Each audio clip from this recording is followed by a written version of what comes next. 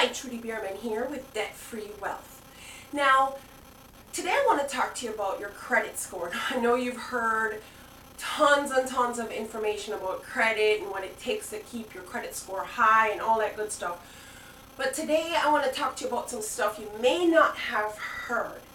Now, I had, as you may know, I have my real estate broker's license, and there was a young couple some time ago that wanted to buy their first home together. Well, of course, when they came to me, they really didn't have any credit score at all. So I worked with them over the course of a year to help them build their credit score to where they would be accepted for a mortgage loan. The interesting thing that happened, and I've seen this repeatedly since, is that the credit score that you pull from any of the three bureaus, you get a number and you feel, okay, this is my number. Amazingly, depending on the type of loan you're going for, so let's say a car loan or a mortgage loan, because the risk is significantly different, it seems that these different loan places, like your store like Kmart or JCPenney card versus a mortgage or a car loan, it seems like when they crunch the numbers, they come up sometimes with a completely different score than you're looking at on any of the three bureaus. So you want to keep that in mind. It seems, and I'm not a bank or anything, but I've seen this happen so many times that despite what your credit score says that you can see, these institutions are coming up with slightly different numbers. So I just wanted to keep that in mind.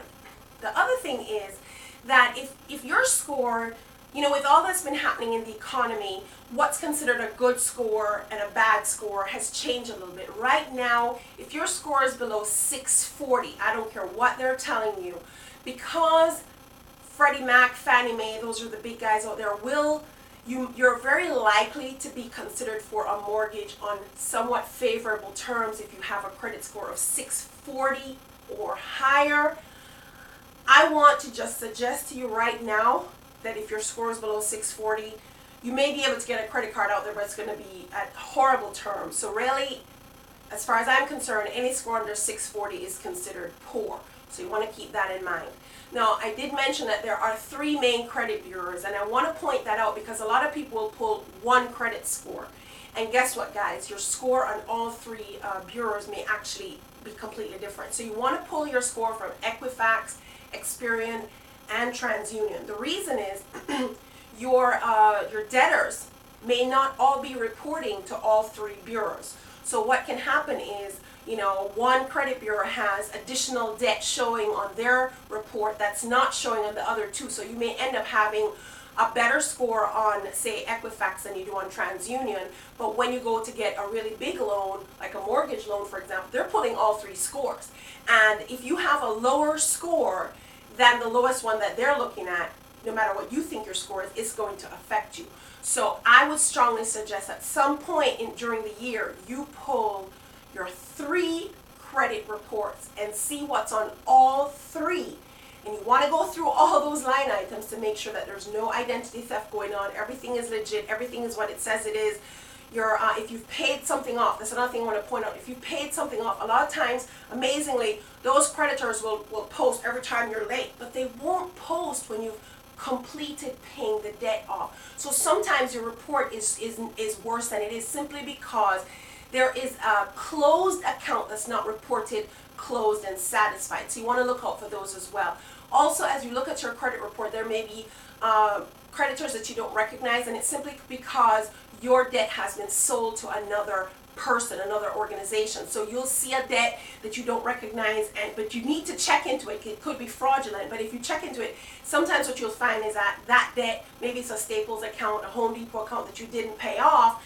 Well, Home Depot is going to show up on there, and all of a sudden, some other new creditor, and what it is Home Depot has sold that debt off to someone else, and it's showing up there. The other thing I want to talk to you about is bankruptcy. Surprisingly, bankruptcy will show on your credit report for up to 10 years, but here's the deal. Amazingly, within 2 years after your bankruptcy is settled, amazingly, you'll start to see credit card offers coming in the mail. So even though you may have had a bankruptcy, within 2 years of that, you'll have an opportunity to rebuild your credit. Now, I want to warn you, if you didn't learn lessons before that, all the things that led up to your bankruptcy, you're only going to put yourself there again. And I can warn you, I'm a paralegal, I've seen it in court.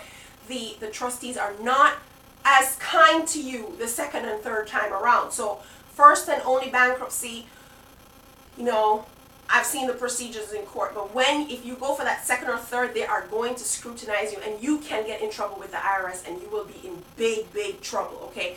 So, of course, obviously, the higher your score, the better your interest rate, and that can make a big difference in your monthly payment, guys. So you really do want to shoot for getting your score up as much as possible.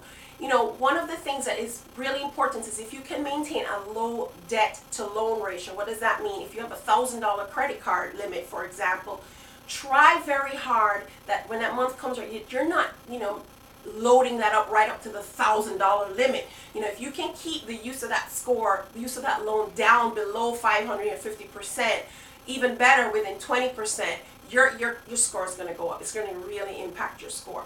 The other thing that, you know, you may want to consider doing, especially if you really are using that card, is when you get your paycheck, just pay the whole card off. You know what? You're going to recycle that money. You're going to reuse that card. So it's not like you've paid it off, and if you can afford to pay it off and leave it paid off, great.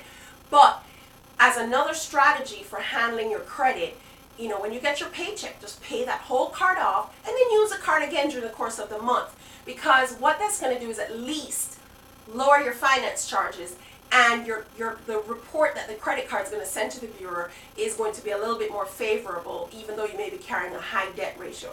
So that's Trudy Bierman for today with some tips on how to deal with your credit score. And thank you very much. Remember to visit us at debtfreewealth.org. Debtfreewealth.org. Thank you very much. Bye.